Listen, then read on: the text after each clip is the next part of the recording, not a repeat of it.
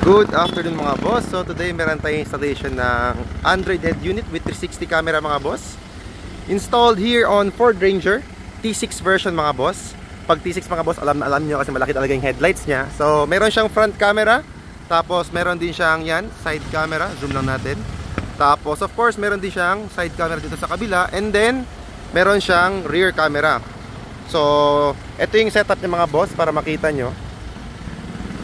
Pasok tayo sa loob. All features mga boss working, steering control, gagana yan lahat-lahat mga boss. Yan, meron siyang YouTube working. Ito mga boss, test natin ha. Volume down, yan.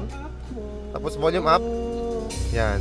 Home lang natin mga boss, baka makapiright tayo. So, very quick demo mga bossing. So, of course, we have here our main menu. Ito yung mga applications niya. Meron tayong 360 of course. Yan.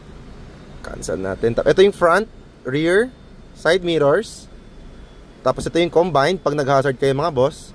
Ito sa likod to mga boss, 3 cameras combined yan. Tapos ito front, pwede siya i-flip. And then mga boss, ang maganda dito, let's say nag-signal lights kayo palit. Yan, signal lights tayo mga boss ha.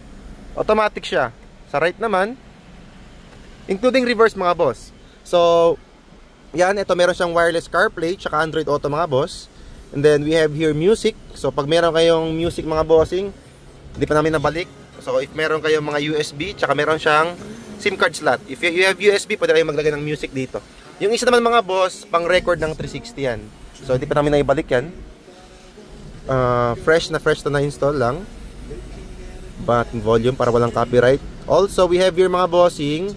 By the way mga boss, madami pong nagtatanong, bakit daw po hindi naka-pick up yung car model dito. So by the way mga boss, it can be changed here. So personalize lang tayo dito. I mean get more.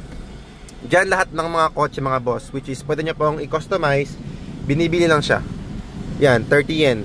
Chinese dollar. Chinese yan. Peso or dollar, I don't know. Not sure mga bossing. Pero pwede pong bilhin yan. Nasa around siguro 100 to 300 pesos lang yan. And then we have here mga bossing Netflix, Google Maps. So pwede po yan lahat i-install. Ito yung Android Auto mga boss na wireless na sinasabi ko sa inyo kanina. So all features mga boss working, aircon. Ito pag nag-hazard kayo mga boss, automatic yan. Pure yung camera, tapos aircon working. All goods mga bossing. Tapos of course mga boss, meron nga tayong 2 USB slots tsaka SIM card slot. So again mga boss, pakita ko lang.